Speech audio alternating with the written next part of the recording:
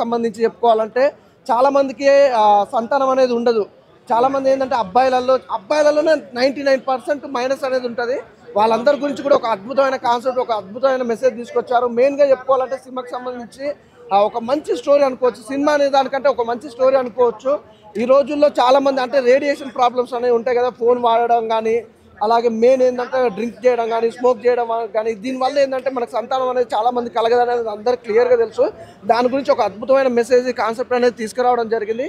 ఖచ్చితంగా థియేటర్కి వెళ్ళి చూడాల్సిన సినిమా భయ్య. ఎందుకంటే సంతానం లేని వాళ్ళకు కూడా ఒక మంచి మెసేజ్, అంటే ఎలా పిల్లలైతే ఎలా కలుగుతారు, ఏంటి అసలు మనం తీసుకునే జాగ్రత్తలు ఏంది, సంతానం కలగాలంటే ఎలాంటి జాగ్రత్తలు తీసుకోవాలనే దాని గురించి ఒక అద్భుతమైన మెసేజ్ ఇచ్చారు.